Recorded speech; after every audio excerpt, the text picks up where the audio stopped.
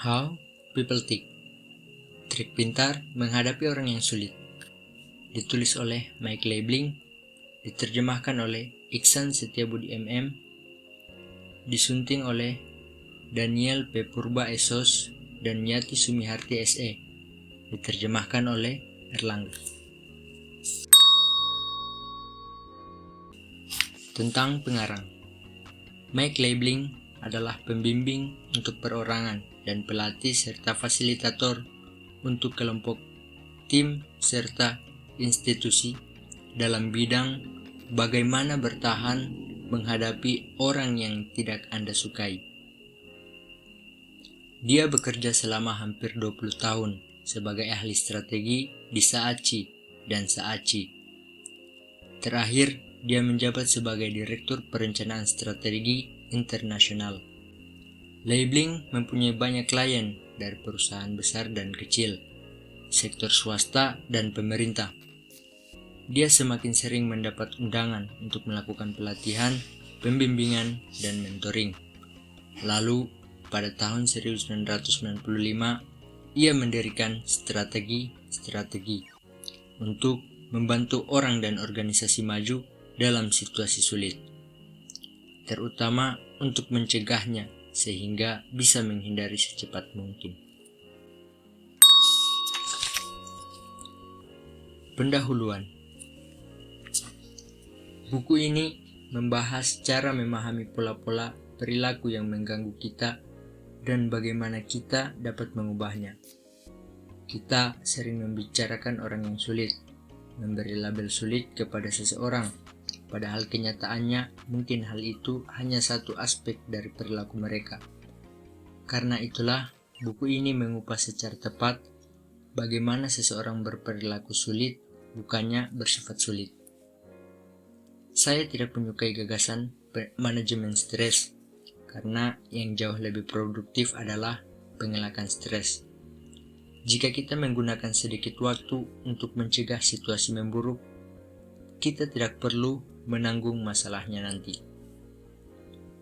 Namun, setelah beberapa bulan, saya menyadari bagaimana orang menciptakan stres dengan saling bersitegang, biasanya tanpa dikehendaki dan dengan akibat yang tak menyenangkan.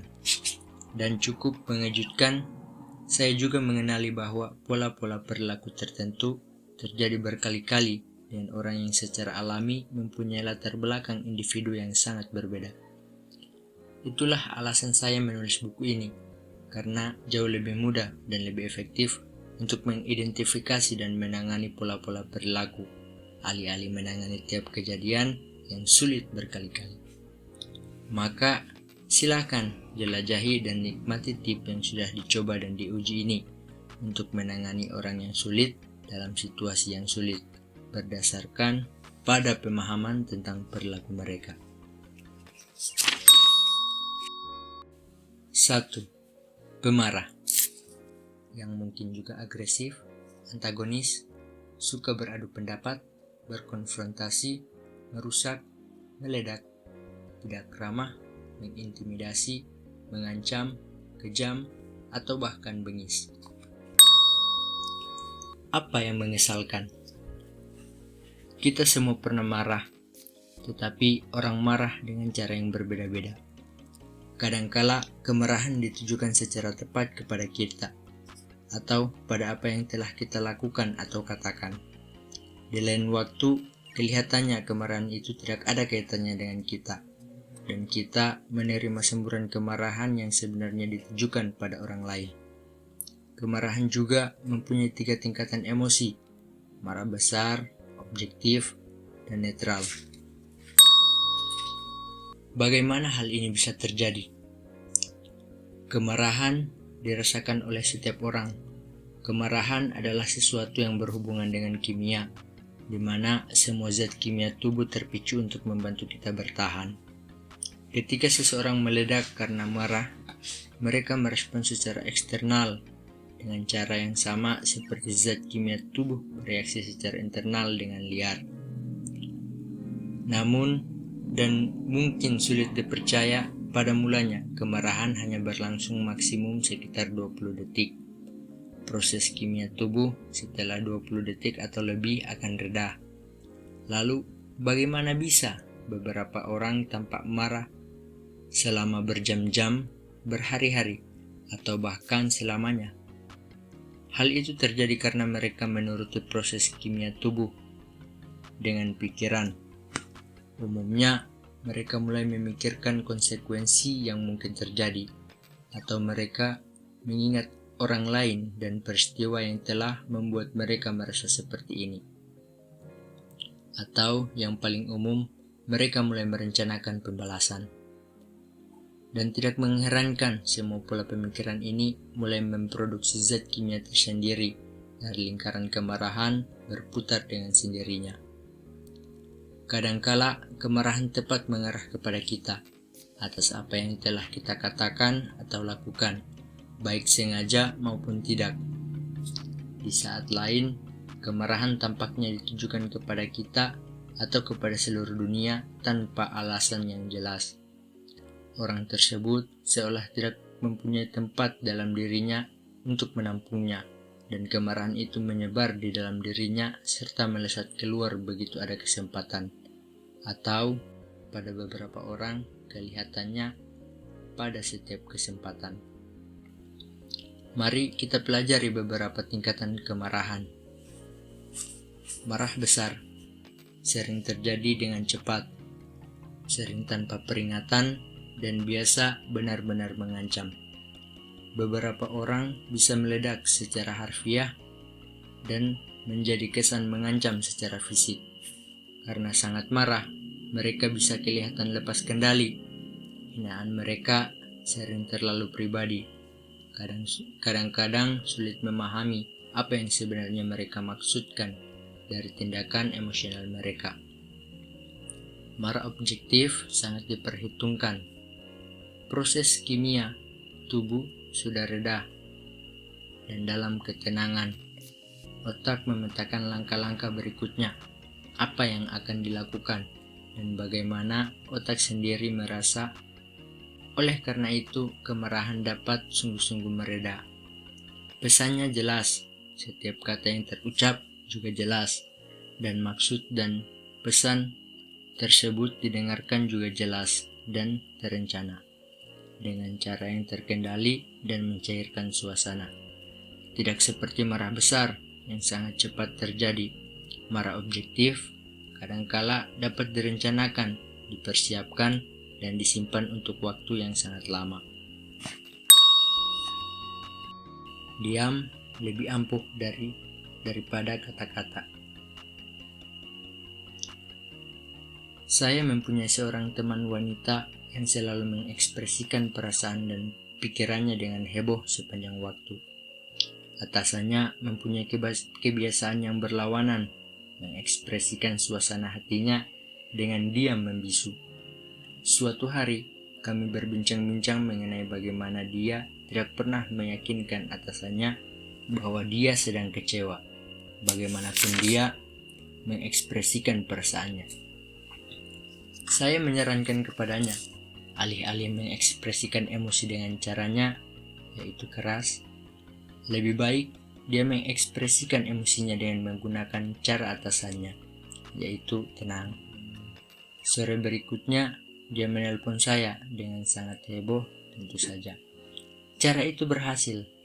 Atasan saya menanyakan lebih dulu kepada saya, apakah saya menikmati akhir pekan, ketimbang menceritakan semua masalah saya, seperti yang dulu sering saya lakukan, yang biasanya ditanggapi atasan dengan otomatis baik. Saya hanya menggumam, oke, dan menghindari kontak mata. 5 menit kemudian, dia menemui saya dengan pertanyaan konyol, nyata-nyata basa-basi. Saya hanya menjawab singkat. 5 menit kemudian, dia dengan tergesa-gesa kembali dan berteriak, "Apa yang salah? Saya belum pernah melihatmu seperti ini sebelumnya." Berhasil. Saya berhasil menyampaikan perasaan dengan menggunakan gayanya, tenang, bukan gaya saya, menggebu-gebu. Marah netral. terdengar seperti kontradiksi. Bagaimana bisa marah netral tetapi netral?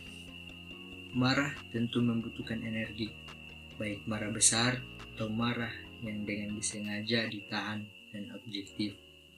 Marah netral juga dipertimbangkan, tetapi kemarahan ini menunjukkan kejelasan sehingga pesannya sederhana dan jelas, bukan diperkuat dengan efek dramatis atau dingin. Orang-orang dari Amerika Serikat sangat pandai dalam hal ini dan dapat marah dengan cara yang sangat netral.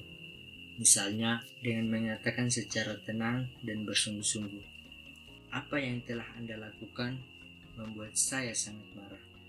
Dan kemudian mereka meninggalkan jeda tanpa akhir setelah mengatakan dan melakukan semua yang mereka pilih untuk dilakukan. Kemudian membiarkan orang lain meresponnya. Tip menangani pemarah. Marah besar tampaknya benar-benar merasuki orang yang mengalami, dan biasanya tak ada gunanya mengatakan sesuatu sampai keadaan sedikit mendingin.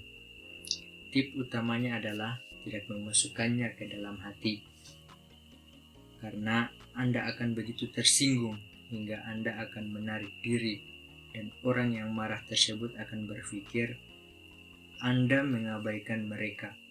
Jadi, hal-hal utama yang diperlukan oleh orang yang sedang marah besar adalah jangan diabaikan, karena mereka akan merasa Anda tidak memahami maksud mereka, sehingga mereka merasa perlu menaikkan sinyal mereka. Jangan digurui, seperti diminta untuk tenang. Hal itu tidak akan berhasil ketika Anda sedang marah besar. Jangan ditundukkan. Jika Anda mulai memberitahu mereka betapa marah atau kecewanya Anda terhadap cara mereka atau hal lainnya, hal ini akan menolak keberadaan rencana dan mengingkari pendapat mereka. Diperhatikan, kontak mata yang bagus sangat penting, tetapi perlunya tatapan Anda dan jangan melotot. Diakui sedang marah pada tingkatan pribadi, kemudian dibantu untuk menghadapi situasi berikutnya pada tingkatan apa tepatnya yang perlu terjadi selanjutnya, yang non-personal. Cara yang baik untuk menghargai seseorang yang marah adalah dengan menghargai posisinya dengan mengatakan sebagai contoh, Anda benar. Kemudian memberinya jeda panjang yang nyaman untuk mempertimbangkan hal ini. Jika dia tak mendengar Anda dan kemarahannya tampak mengalihkan semua energi menjauh dari telinga, cukup ulangi, Anda benar. Kapanpun saya mengatakan hal ini selalu membuat mereka tenang. Atau seperti yang dikatakan seorang klien, ini benar-benar membuat saya tenang, terima kasih. Ketika saya menanyakan bagaimana, dia mengatakan bahwa dia tahu dia benar. Dan ketika mengetahui saya tahu dia benar, dia tidak dapat marah lagi. Apakah saya tidak jujur pada diri sendiri dengan mengatakan bahwa orang lain benar? Sama sekali tidak, karena saya benar-benar yakin bahwa mereka benar untuk melepaskan apapun yang mereka rasakan. Namun, saya tidak mengatakan bahwa saya akan merasakan hal yang sama jika berada dalam posisinya. Tidak, Mr. Nichols. Saya bekerja di toko sepatu di Brighton setelah lulus SMA dan sebelum kuliah. Suatu Sabtu, laki-laki paling tinggi dan paling pemarah yang pernah saya lihat masuk ke dalam toko sambil ribut, menarik saya keluar dan menunjukkan pada pajangan di jendela. Saya ingin sepasang sepatu itu untuk istri saya. Saya menganggap wanita yang berada beberapa langkah di belakangnya adalah istrinya. Sekilas melihat kakinya terlintas bahwa sepatu yang ada di pajangan jendela terlalu kecil baginya. Saya menjelaskan bahwa sepatu-sepatu yang ditempatkan di jendela adalah yang terkecil, sehingga kami dapat menempatkan lebih banyak sepatu di sana. Saya menjelaskan bahwa ukuran kaki istrinya tidak sama dengan ukuran sepatu yang ditampilkan. Saya menjelaskan bahwa penata jendela tidak datang. Ya, saya rasa saya mengungkapkan ungkapan ini sampai hari Selasa, dan tidak satu orang pun dari penjelasan itu yang mendatangkan hasil. Dia segera berubah menjadi manusia yang paling pemarah dan yang pernah saya lihat. Lebih dari marah daripada yang saya lihat ketika pertama datang. Akhirnya dengan cepat dia meninggalkan toko, sambil menarik dengan kasar istrinya yang agak pucat dan meninggalkan sederetan kata yang juga kasar. Manajer, Mr. Nicholas, mendatangi saya dan berkata, "Mr. Leibling, saya pikir Anda tidak dapat menanganinya dengan lebih baik, bukan?" Dia sepenuhnya benar. Saya telah mencoba segala sesuatu kecuali tip di atas. Tip: menghitung sampai 10. Marah objektif dan netral sangat efektif dalam praktiknya, karena keduanya merupakan respon yang dipertimbangkan atas sebuah situasi dan reaksi kimia internal yang telah mereda. Jadi, tidak ada situasi eksternal untuk diredakan. Saran lama adalah menghitung sampai 10 secara perlahan sebelum merespon, atau menahan lidah Anda, atau menggigit bibir Anda. Kehabisan kata-kata. Saya ingat pergi makan malam dengan teman. Anak mereka yang berumur 3 tahun, yang sebelumnya dikurung di kamarnya karena pelanggaran kecil, turun perlahan-lahan dari tangga. Di tengah jalan dia berhenti dengan tenang, dan kemudian melihat orang tuanya satu persatu. Dengan pelan dia mengatakan, "Kalian membuat saya merasa begitu sangat tidak bahagia." Dan kemudian, begitu pelannya, dia menaiki tangga lagi, meninggalkan kami bertiga dengan perasaan tersedak. Namun, prinsipnya tepat, sama dengan tip untuk marah besar. Sebagai contoh, dengan anak berumur 3 tahun pada kasus ini, kita mungkin mengatakan sesuatu yang seperti, "Kamu benar. Jeda, saya minta maaf telah membuatmu sedih. Jeda, mendekatlah dan beritahu apa yang kamu ingin Papa Mama lakukan. Jeda, ayo kemari, Mama peluk sambil kamu bercerita."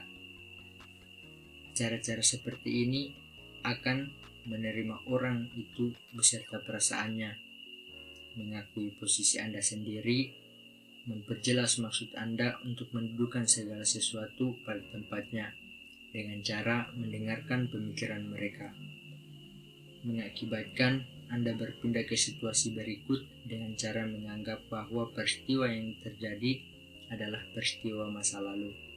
Meskipun si anak mengatakan, "Papa membuat aku sangat sedih," kita mengartikan bahwa kesedihan itu telah berlalu. Tip menangani orang yang marah. Berhenti penuh. Setelah Anda mengatakan apa yang perlu Anda katakan, diamlah.